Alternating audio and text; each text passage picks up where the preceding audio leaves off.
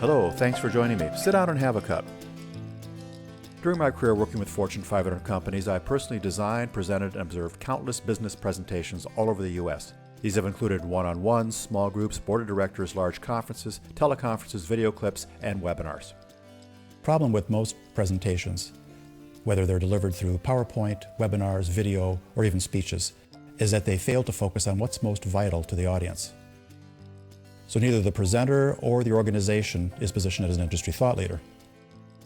These presentations are designed so poorly that they may waste up to an hour or more to communicate maybe 15 to 20 minutes of real meaningful content. Why was Steve Jobs such a successful business presenter? He understood exactly what needed to be accomplished from his presentations. It was actually twofold: confirming Apple's position as the industry thought leader and building a community of raving fans. Here are 24 new rules to help you create any kind of presentation designed to brand you as the industry thought leader and make your presentation, no matter what kind it is, more memorable and, best of all, the kind that generates action. Do an assessment of your current presentations. Do you honestly feel any of this? Yes, I asked if your presentations generate feelings. You see, for presentations to be effective, they must use feelings and data to be both impactful and memorable. New rule number 1, state your promise and keep it. Tell them what they're going to learn today. In our first slides, we promised how to immediately improve any presentation and position you as an industry thought leader through these 24 new rules. Your promise is why they are attending. They need to learn something new and how it is of value to their careers. Number 2, scrap the housekeeping. I know this is heresy because a lot of people will come late, especially to webinars, but begin on time and repeat important content so everyone won't miss it. Our real presentation really didn't start until the slide prior to this one. So start on time, begin with your promise, repeat the major points often, and you can email all that housekeeping stuff prior to the webinar.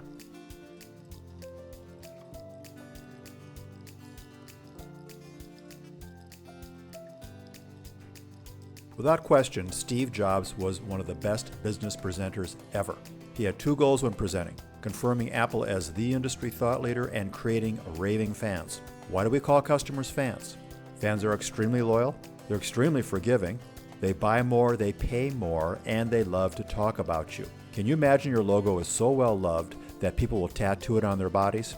Sure, it happens all the time. You've seen it with Harley Davidson. Industry thought leaders never play it safe. They're outrageous. They share innovation. They're disruptive to the norm, which is why they generate big followings.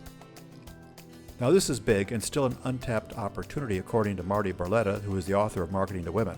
They're not only the number 1 buyers of business services of all kinds, they are also educated buyers, and they're interested in learning as much as possible. They're looking to connect with a trusted advisor, and it's all about service and relationship, which makes price actually secondary. So how does this affect your presentation? She's dedicated to finding the perfect answer, and this is achieved primarily through pursuing relevant information, building relationships, and making connections. So you need to be a part of her purchasing process. When you include stories, it greatly impacts your audience, and whoever tells the best story and tells it best will win. Many people think that their product is boring, and it's not really about what the product is, it's what it means to the user, what it means to their job and to their career. So the new rules are to turn that complex idea into an effective story that transforms the complexity into relevancy. For example, Steve Jobs' story of having been fired from Apple only to return and save the company through his innovations, including iTunes and iPhone, has been effectively weaved into the Apple brand. How many dramatic stories can your salespeople come up with that ended up in a win-win? Share a story about a mess a customer is in and how you helped clean it up. The story is about the solution and the customer. Because in your story, the customers are the star and your company plays the role of the hero. Design your presentation to wow. Use lots of color and colorful language, and I don't mean the 4-letter kind. Most of the time, marketers just present product features without engaging the prospect's senses and feelings.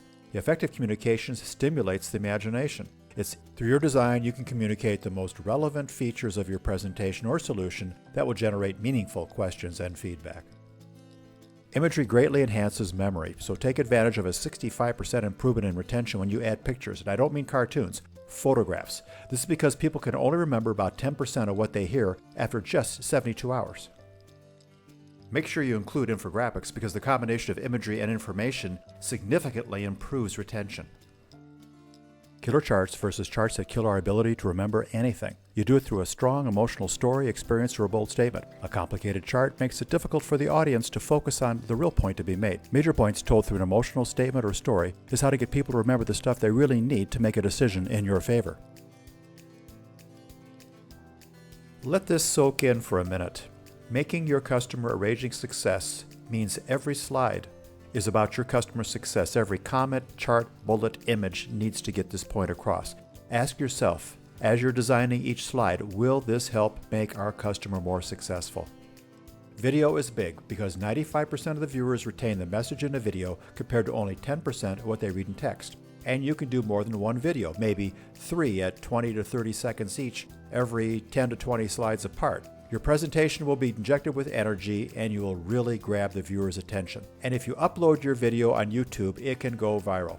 Video doesn't have to be super professional, just good resolution, clear audio and lighting. Real people in your video really works and adds more credibility, like in this example. An innovative B2B marketing campaign in the last 6 months. I've worked for a while with a company named Door Components. They make steel doors and frames. How much more industrial can you get than that? I mean, they make product in this country to sell for these steel doors and frames nationwide. We went from no marketing to creating a website for them, SEOing the website, creating a newsletter. They went from 100 people on their email list to 12,000 in 3 months. Include a guest star to co-host your presentation. Co-host with someone who's a recognized thought leader in the field and can attract their fans to your presentation, or a customer from a well-known company. Unless this is a technical training session, do not use a tech guy. You want the focus to be on results. Here's 5 ways to boost your thought leadership. Deliver breaking news. Share your considerable knowledge. People love to hear success stories. Position your distinctiveness and share what the future holds for them. Remember, this is what raving fans want from a thought leader. And these important tools, such as newsletters, press releases, case studies, white papers, and webinars, will position you as the go-to industry leader. Another important rule is to be inclusive. Make sure you're talking to 100% of the qualifieds. You have those who are ready to buy now, but those who are still going to be on the fence, and those who will buy much later. You want to be connecting with all of them. So create compelling content that's targeted to each segment of your audience. What's interesting to know is that the war for new customers is not really with your competition. Nearly 60% of qualified leads do not buy from the competition. They fall victim to the status quo. They aren't buying from anyone. That leaves about 40% of the leads that are buying, but probably just not from you.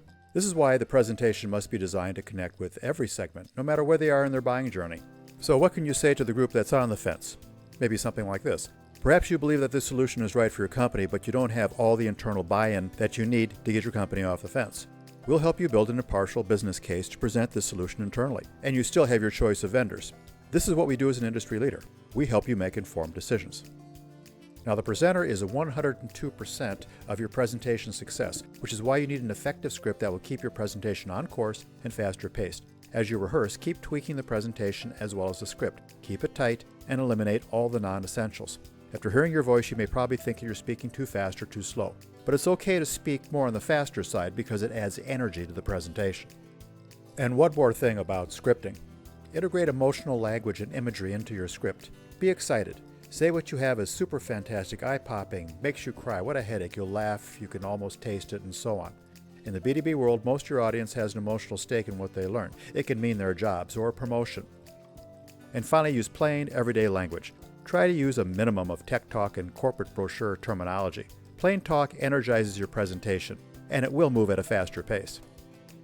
Every so often during your presentation, stop and ask 1 or 2 questions. This is a great way to inject attentiveness, interaction, and engagement. It will hugely impact retention. And best of all, you can learn new ways to make your content much better. You know, it's okay to ask for directions. You want to make your presentation everything it can be. The old rules are don't take advantage of internal collaboration. The new rules are talk to everybody that can offer big input, useful data, case studies, and stories. This includes talking to people from sales, marketing, product, finance, customer service, and even outside of the company.